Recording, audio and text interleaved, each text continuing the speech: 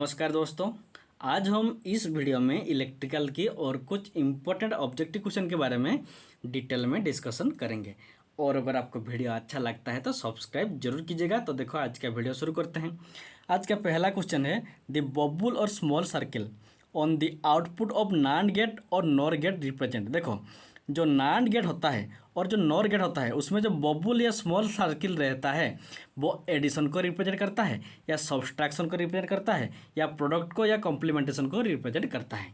तो इसका आंसर होगा जो नॉट गेट और नॉर गेट में जो बबल या स्मॉल सर्किल रहता है वो हमारा कॉम्प्लीमेंटेशन को रिप्रेजेंट करता है। Option number 4 is the correct answer.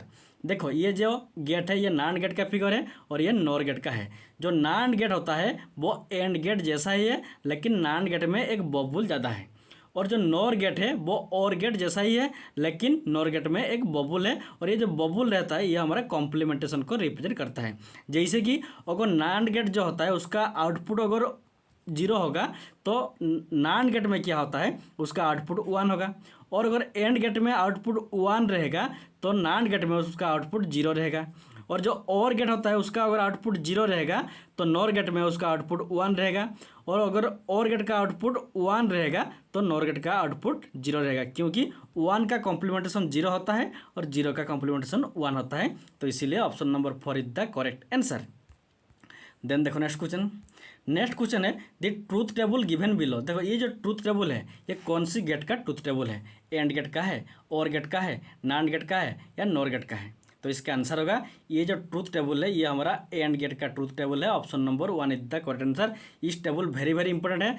जो एंड गेट होता है उसमें अगर दोनों 0 इनपुट रहेगा तो आउटपुट भी 0 मिलेगा, अगर एक 0 एक 1 होगा तो उसमें आउटपुट 0 मिलता है। लेकिन और गेट में इस केस में क्या होता है 1 होता है, लेकिन एंड गेट में 0 होता है। देखो एक 1 एक 0 उधर भी 0 होगा, और दोनों अगर 1 होगा तो ये 1 होगा। तो देखो जो और गेट होता है और एंड गेट होता है दोनों में डिफरेंस क्या रहता है। एंड गेट में ये जो 0 0 0 1 1 1 ये दोनों और गेट और नॉट गेट में इक्वल रहता है। लेकिन एंड गेट में देखो 0 1 अगर इनपुट देंगे तो आउटपुट 0 मिलता है, लेकिन अगर ये और गेट होता तो एक 0 एक 1 इनपुट रहेगा तो इधर आउटपुट 1 होता और इधर भी आउटपुट 1 होता। इतना ही डिफरेंस रहता है। ये बीच में जो 2 लाइन होता है ये और गेट में डिफरेंस रहता है। बाकी ऊपर का जो और नीचे का 0 0 0 होता है 1 1 1 होता है, ये आपको याद रखना होगा। देन देखो नेक्स्ट क्वेश्चन है if short field is connected across armature and series field the compound generator is said to have dash connection. देखो जब एक कंपाउंड जनरेटर का जो आर्मेचर फील्ड होता है और सीरीज फील्ड होता है दोनों के साथ एक शॉर्ट फील्ड पैरेलल में कनेक्शन होता है तो उस कनेक्शन को हम लॉन्ग शॉर्ट कनेक्शन कहेंगे या शॉर्ट कनेक्शन कहेंगे या दोनों कहेंगे या नॉन ऑफ दिस। तो इसका आंसर होगा जब एक कंपाउंड जनरेटर का आर्मेचर वाइंडिंग और सीरीज फील्ड वाइंडिंग दोनों शॉर्ट फील्ड के साथ पैरेलल में कनेक्शन होते हैं उसको हम कहते हैं long short connection. Option number 1 is the correct answer. ये वाला फिगर देखो ये होता है लॉन्ग शॉर्ट कनेक्शन। यहाँ पर देखो ये है आर्मेचर और ये है सीरीज फील्ड। जो शॉर्ट फील्ड है ये दोनों के साथ पैरेलल में कनेक्शन हुआ है। ठीक से देखो ये जो शॉर्ट फील्ड है ये दोनों के साथ सीरीज फील्ड के साथ और आर्मेचर फील्ड के साथ दोनों के साथ पैरेलल में कनेक्शन हुआ है, इसीलिए इसको हम क्या कहते हैं लॉन्ग शॉर्ट कनेक्शन कहते हैं। लेकिन जो शॉर्ट फील्ड होता है वो अगर सिर्फ आर्मेचर फील्ड के साथ ही पैरेलल में कनेक्शन होगा शॉर्ट फील्ड के साथ नहीं होगा उसको हम क्या कहते हैं शॉर्ट कहते हैं। तो ये होता है शॉर्ट का फिगर और ये होता है लॉन्ग शॉर्ट का फिगर। इस क्वेश्चन का answer option number 1 is the correct answer long short connection. Then देखो next question the machine that supply DC to rotor is called. देखो जो मशीन होता है डीसी सप्लाई रोटर को देता है वो उसको हम रेक्टिफायर कहते हैं या एक्साइटर कहते हैं या कम्यूटेटर कहते हैं या इन्वर्टर कहते हैं। तो इसका आंसर होगा जो मशीन डीसी सप्लाई देता है रोटर को, ये रोटर है इसको डीसी सप्लाई दिया जाता है तो जो डीसी सप्लाई देता है रोटर को उसको क्या कहते हैं उसको हम एक्साइटर कहते हैं। Option number 2 is the correct answer. ये ऑल्टरनेटर में होता है। देखो 3 फेज सप्लाई आता है बाहर से और जो रोटर होता है उसको अलग से डीसी सप्लाई दिया जाता है।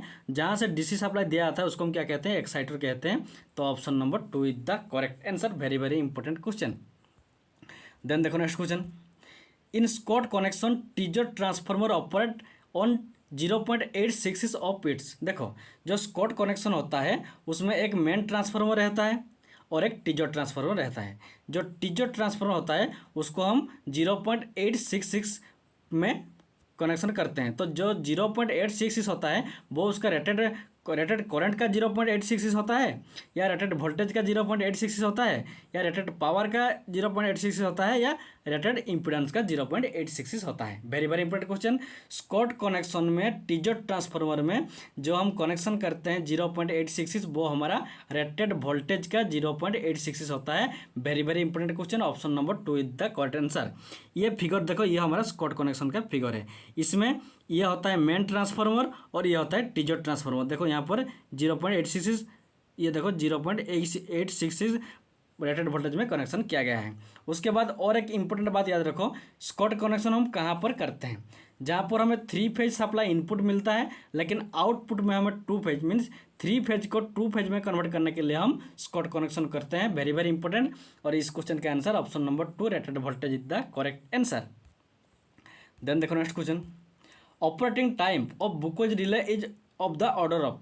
देखो जो बोकोज रिले होता है जिसको हम ट्रांसफार्मर की प्रोटेक्शन के लिए यूज करते हैं, देखो ये है ट्रांसफार्मर, इसमें जो ये वाला पार्ट है ये आता है बोकोज रिले।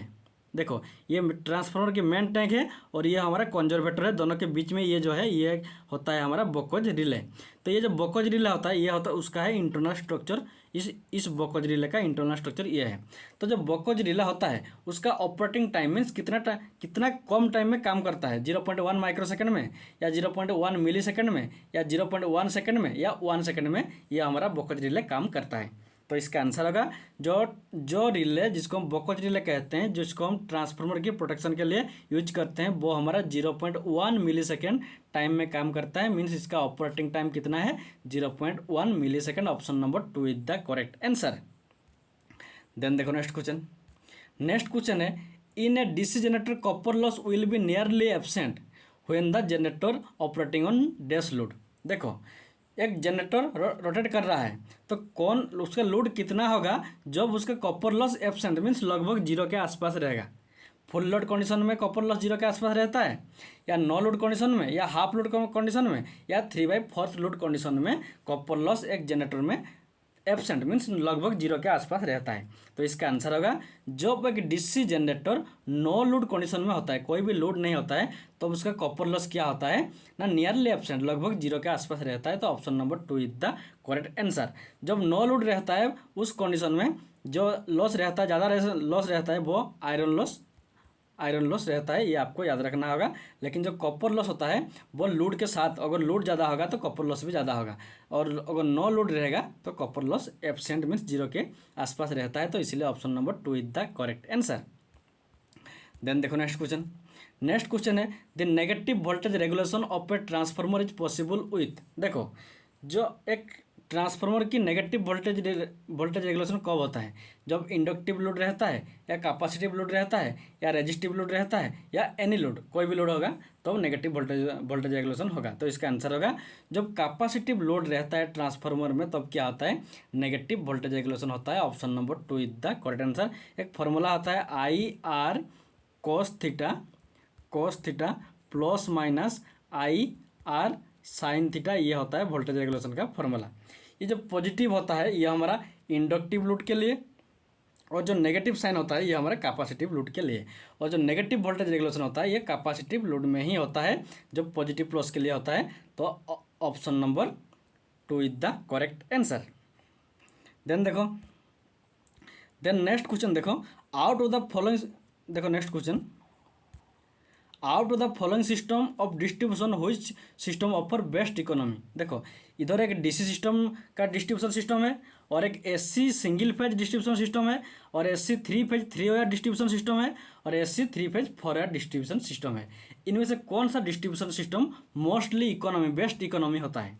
तो इसका आंसर होगा जो डीसी सिस्टम होता है ये बेस्ट इकोनॉमी होता है। वेरी वेरी इंपॉर्टेंट, चाहे वो सिंगल फेज सिस्टम ऐसे सिस्टम हो, या 3 फेज 3 वायर ऐसे सिस्टम हो, या 3 फेज 4 वायर ऐसे सिस्टम हो, उन सबसे बेस्ट क्या होता है, DC system. Option number 3 is the correct answer. Very very important.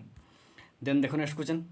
Next question है, in a thyristor ratio of latching current and holding current is. देखो एक थायरिस्टर में लैचिंग करंट और होल्डिंग करंट दोनों के रेशियो क्या होगा, 0.5 होगा या 1 होगा या 2 होगा या 3 होगा। तो इसका आंसर होगा लैचिंग करंट और होल्डिंग करंट का जो रेशियो होता है वो 3 रहता है। ऑप्शन नंबर लगभग 3 ही रहता है। Option number 4 is the correct answer. ये देखो फिगर, इसमें लैचिंग करंट देखो, ये है लैचिंग करंट और ये है होल्डिंग करंट। होल्डिंग करंट का वैल्यू थोड़ा कम रहता है, लैचिंग करंट का ज़्यादा रहता है। कितना ज़्यादा रहता है, 3 टाइम रहता है। तो इसीलिए latching current divide by holding current कितना होता है, 3 टाइम होता है। Option number 4 is the correct answer. और आज के लिए इतना ही। Thanks for watching. और अगर आपको वीडियो अच्छा लगता है तो सब्सक्राइब जरूर कीजिएगा।